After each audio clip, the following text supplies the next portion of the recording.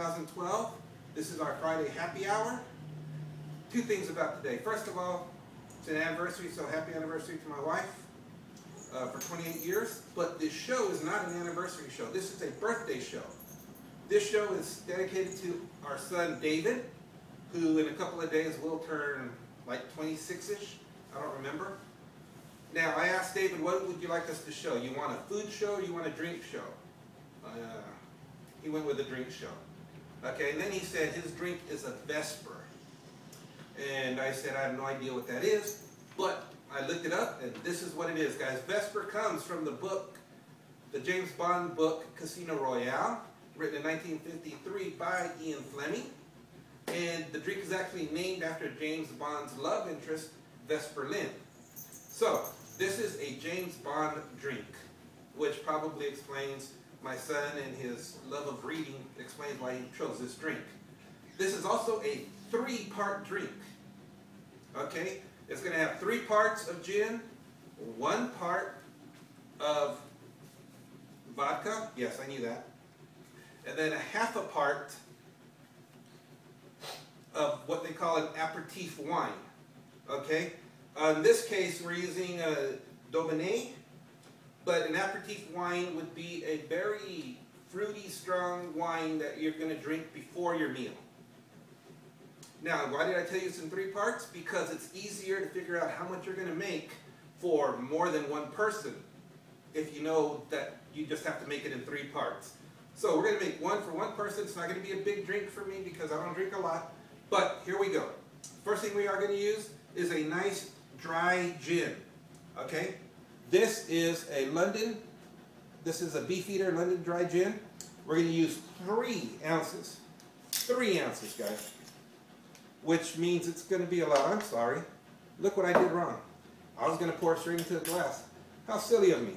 All of this is served very cold, but not on ice. Which means you have to chill it by putting ice in the mixer. Okay? Hey, I dropped ice on the table. I'll pick that up in a second. So let's put a lot of ice in here because it's got to be really cold and really chilled. All right, let's get rid of that one. 2 points. Okay, now let's get back to the 3 parts of gin. All right, here we go.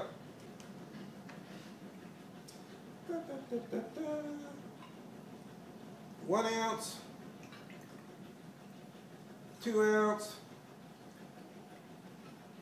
I think I spilled a little. That's all right. You can spill some. That's 3 ounces of gin. That's the first part of this drink.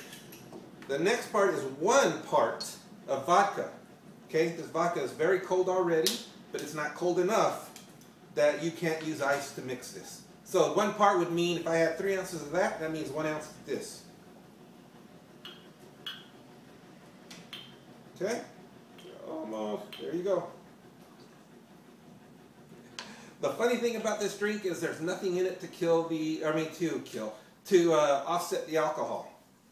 So now we're going to use half a part of this. As you can see, it says aperitif wine. All right, we're only going to use half an ounce because half an ounce is half of the part that we've been using. So I want to make sure I get this right. Where's my half ounce?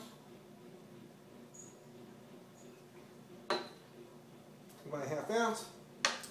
All right, now, let's say you don't have a good wine store to go to. Let's say you don't have a good place to find an aperitif wine.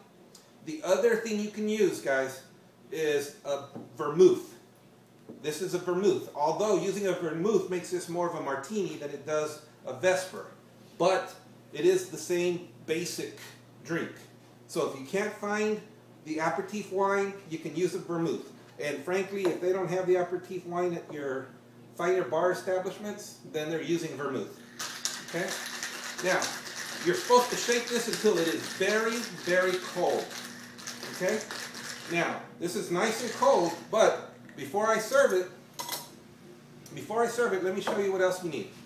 It wants you to have a lemon slice. Okay? I don't like that lemon. We're going to go with this one. Not a lemon slice, just lemon peel. This, my friends, is a zester. This is a zester. These things pull off lemon zest, but these things actually peel the lemon for you. So if you wanted to zest your lemon, you would go like this, and you would have lemon zest. I'll put it right there. Even if you can't see it, trust me, I'm going to leave it right there. That is just lemon zest. That's not what this drink asks for. This drink actually asks for lemon peel. So for lemon peel, you would actually use the round part of this. You would actually use this part right here and hope to get a nice long peel out of it. Now look at this. You see what I mean? Zest and a peel. There's a difference, okay? So there's a peel. But if you wanted more, just use your knife and cut it with your knife, and you would have the same result. Actually, with this, you're actually able to control it and cut it down the way you would want and keep it nice and clean and straight. Either way, that's how we're going to put the lemon in here. So, what do? Well, where my zest is, I'm going to put this drink down. I'm not sure if you can see it on the little camera, but I think you can. And now, here we go. I'm sorry. We're not serving it with ice. So we strain it. Strain it out of the ice. This is not, you don't have to rim the glass with any kind of salt or sugar or anything else. And then you drop your lemon peel in there. Basically, guys, that is the drink right there. Now, this can actually come in a white wine also. It doesn't have to. It can, and that would be a clearer drink.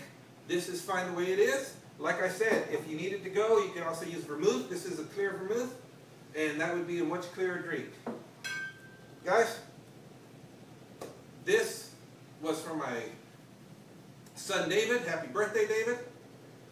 Happy Hour Friday. This is a Vesper.